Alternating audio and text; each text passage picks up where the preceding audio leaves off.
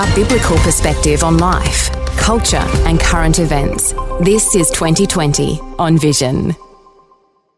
Well, let's talk about poverty, and from a positive view that poverty could be eradicated. But what would it take to make that happen?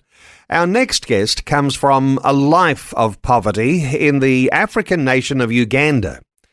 He rose from that poverty to become the Director of International Needs Uganda. Reverend Justus Mirwanda is Secretary Executive Director of International Needs Uganda. He has his own powerful story to tell about being rescued from poverty, and he's telling his story in Australia this week.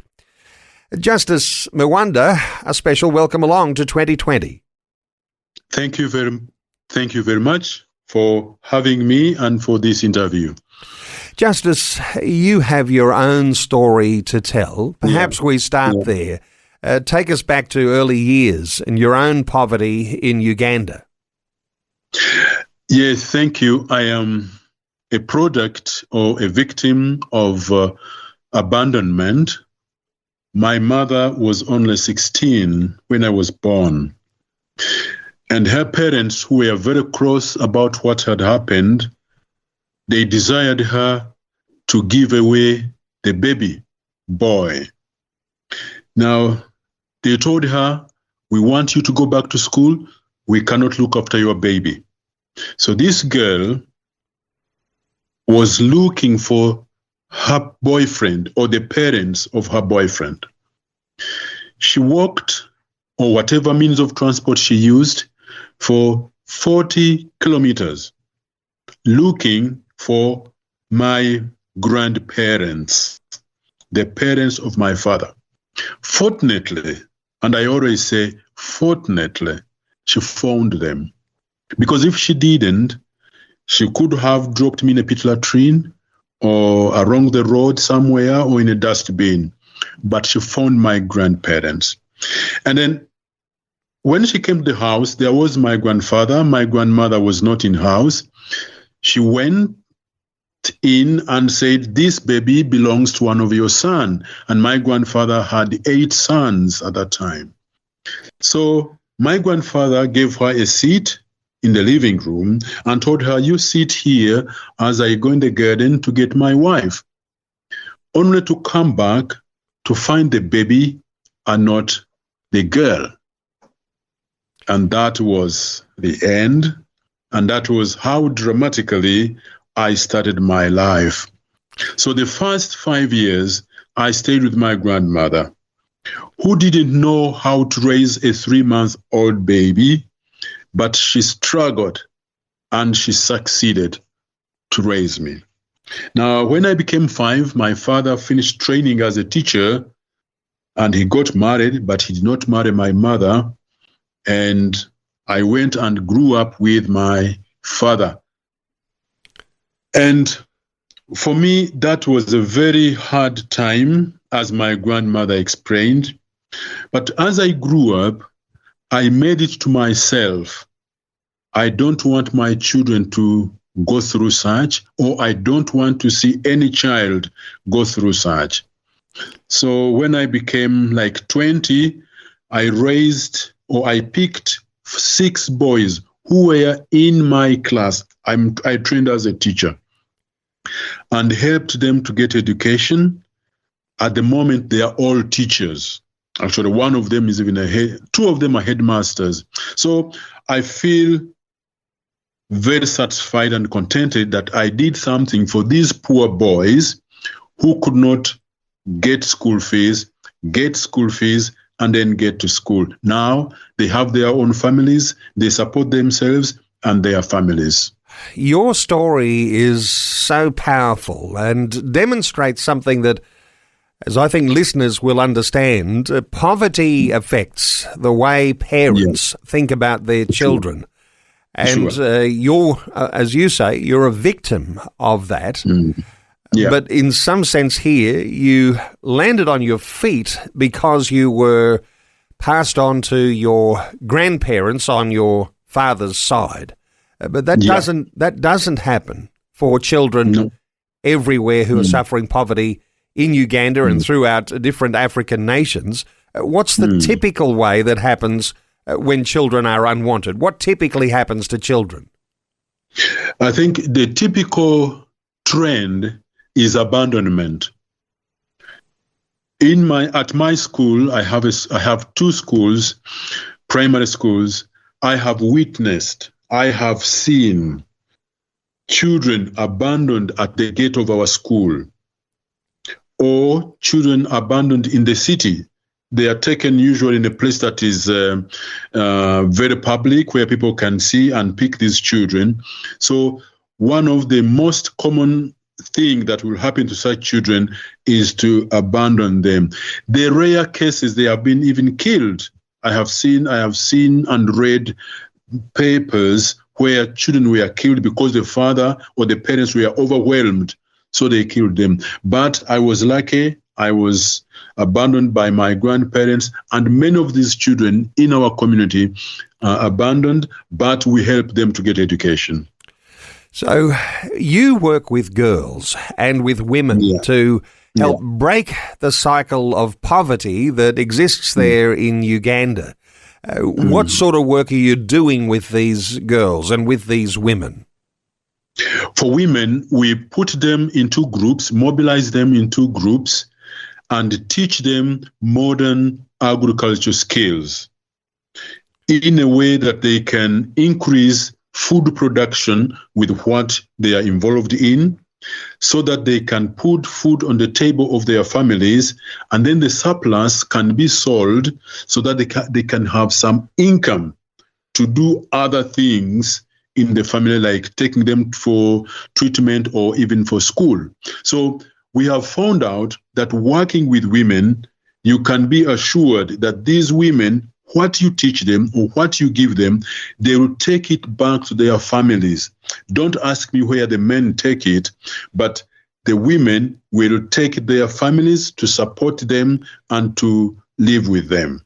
We know that poverty affects both boys and girls, but you think that girls are especially vulnerable to the consequences of poverty, and your own story with your own mother, with a young teenage pregnancy, and what do I do from here? Girls are particularly vulnerable. Is that the reason why you've got that focus on girls and women? Yes. For example, if I can give one, if a family had two children, a boy and a girl, and they didn't have enough money to send them to school, they would rather send the boy, not the girl, because they think we girls are there to have children and do house chores. And you will believe with me, if we don't educate girls, we shall lose in the battle against AIDS, HIV/AIDS. We shall lose in birth controls, because for an uneducated girl, you don't use a lot of words to talk about contraception. You don't use a lot of words if you are teaching about HIV/AIDS. So that's why we focus on girls at the moment. And Justus, you became the director of International Needs Uganda. And these days, I mean, I'm cutting a long story short here, but 100,000 people reached annually through your programs.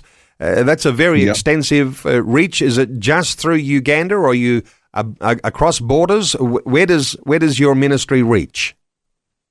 Our ministry reaches at least 5 political districts. So we do education, we do healthcare, we do church planting, we do disability inclusion, we do water and sanitation, and vocational skill training. So those are the activities through which we have interventions to reach the girls, to reach the women, so that we can derive them from poverty. And of course, there are Christian values that are passed on to these girls and women, that spiritual nurture, I think, as you call it, that development that happens. How important an element of all of the things you do is that spiritual passing on of those values and faith in Christ?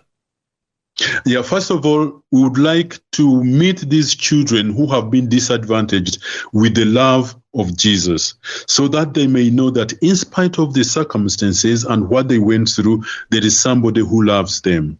But also to add value unto the other secular interventions, so that if you educate a girl, if she's not spiritually enriched, you are just educating any person or a devil or a sinner.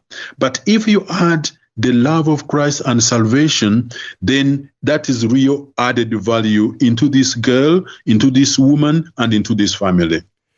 And you mentioned you've got a very strong focus on education. You've got to feed people, you've got to pass on those values. But if we're talking about the eradication of poverty, how important is it that these girls and that these women are educated and in some specialised forms? You mentioned agriculture. If you don't get that education, you'll be resigned to a life remaining in poverty. Does it break the cycle of poverty to get the sort of education you're offering? Yes, please, because it has been, in our statistics, it has been proved that poverty has less grip in an educated community, or even HIV/AIDS, or even any other sicknesses or illnesses. They will have less grip as long as these communities or these persons are educated. So that's why education and poverty eradication can really go together if we are to eradicate poverty. Sometimes we wonder about the value of our Christian faith, but when we're talking about what you are doing, passing on those values, looking towards the education, empowering entire communities, have you noticed that there is graduates from your program, or however they do that, that go on to take leadership roles themselves in passing on these same values? Very, very much so. For example, there are 8 teachers on my staff who 10 years ago were sponsored children, were disadvantaged or considered disadvantaged, but now they are teachers. I already told you, one of the boys I helped is a headmaster at one of my schools. So we see that there are success stories that have happened both in the villages, in women, but also in the schools that we run. You're in Australia, you're looking to make a few more friends and to connect people with the good work you're doing with International Needs Uganda. For listeners, can we point them to your website, inuganda.org. IN stands for International Needs, so inuganda.org. And for those who are interested in doing something a little extra, getting on board to combine some resources, even helping the work of this amazing ministry, International Needs Uganda, inuganda.org. Wonderful getting your insights. Justus Mirwanda, I hope your stay in Australia is fruitful. I hope you do find those new friends and those new partners. Thank you so much for sharing your insights with us today on 2020. Thank you very much, too, for having me. But I also like to give them the other website of ina.org.au. That is the website for International Needs Australia. So the people here can support, can pray, can visit using that that website, ina.org.au. All right. So there's an international website and there's the one for Australia, ina.org.au. Justus, thanks so much for sharing your heart with us. You're welcome. Thank you too for having me. Thanks for taking time to listen to this audio on demand from Vision Christian Media. To find out more about us, go to vision.org.au.